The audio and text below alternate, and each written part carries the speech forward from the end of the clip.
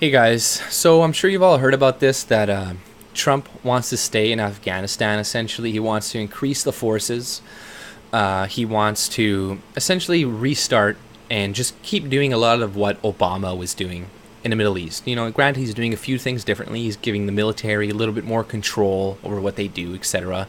And this might have some beneficial effect to the conflict going on in Afghanistan. But honestly, I don't think it's going to work. I think that staying into these countries, staying in the Middle East in general, is a bad idea. Like, America has already destabilized the fuck out of the Middle East, right? When they go into Iraq and do a regime change, now Iran, who was battling Iraq for a long time, who they were kind of like balancing each other off, now they have total control and total power over this certain region. When you go into Afghanistan and fuck them over, now Pakistan is going to have more control. So America has destroyed the power balance in the Middle East, and as kind of it was almost forcing themselves to stay there because of what they've done. They've created a huge mess, and now it's like, okay, so what do we do? Do we leave? Just leave the mess behind? Or do we try cleaning it up? But us trying to clean it up usually has negative effects, right? Like, the whole drone program that they were using, like 80% of those people that are killed by drones are innocent civilians, right? So killing innocent civilians, innocent women and children, etc., will not help make a peaceful society, right? This is going to piss people off. This is going to drive them to become more extremist, and it's going to create a cycle of violence and death.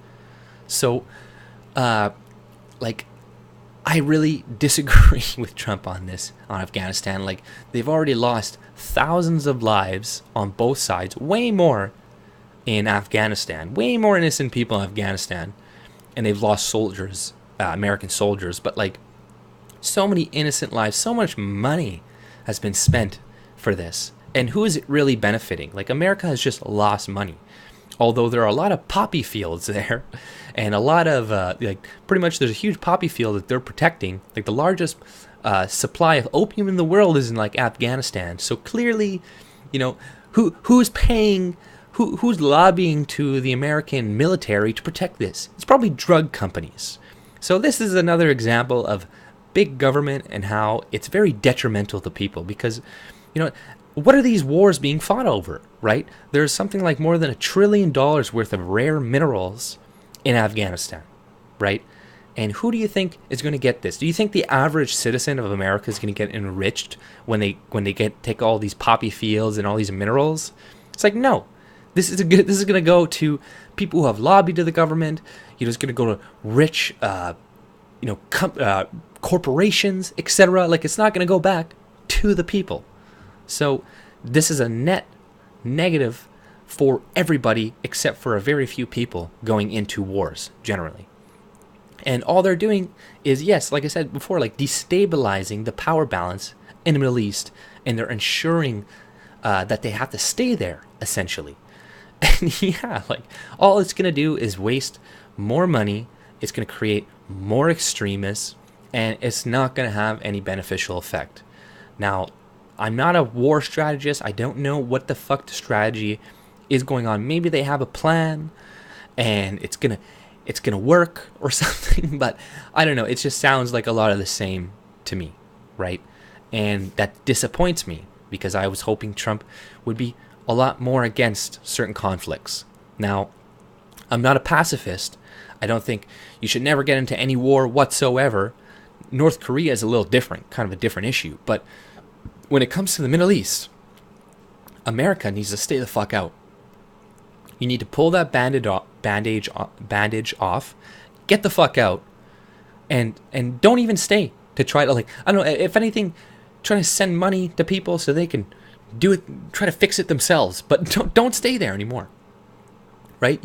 You're a foreign invader, like a bunch of white people and a Middle East and a brown country with guns and shit walking around, that to them looks like an invading army, right? And like, there are more radicals today than there were in during 9/11, right? And why do you think that is, right?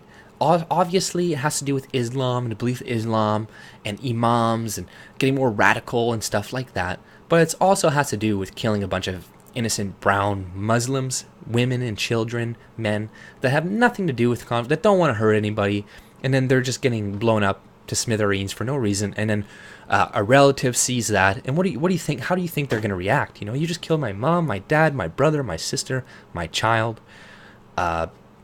Yeah, I'm going to fucking join ISIS now. They may not actually believe all the stuff that ISIS is saying, but they're fighting an enemy. You know, an enemy to enemy is my friend, right? So they're doing it probably more out of pragmatism, right? Less to do with the belief in the religion. So, and I'm not saying Islam has no place, and like clearly the religion is what radicalizes people as well. Because without that crazy book, if they were like Buddhists or something like that, and then whenever they read their book, they're like, no, peace, and, you know, don't hurt people, and blah, blah, blah, they're going to be like, oh, okay. But when they're reading Islam, and then you add in bombing their fucking family and shit, and they're like, oh, Allah says, smite my enemies, or whatever, then yeah, how do you think they're going to react? Right? So Trump needs to step back, get the fuck out of Afghanistan, don't waste any more money, because this is going to drive people away from his base. This is going to, like, his regular core Trump base, like, nothing he can do will make them not vote for him or not like him anymore. But there's still a lot of moderate people that voted for Trump, and, you know, you should not try to alienate them. You know, there's still a lot of libertarians, people like this, that are not like these hardcore Trump supporters, but that do see him as something better than what Hillary would have been, and at least is like kind of a mild reformer, right? Not he's gonna reform the whole system, but you see he's like, okay, he's at least he's willing to make a few different changes, and he has. Like, granted, you know, he isn't continuing more conflict in Syria. He stopped funding he stopped the CIA funding, which is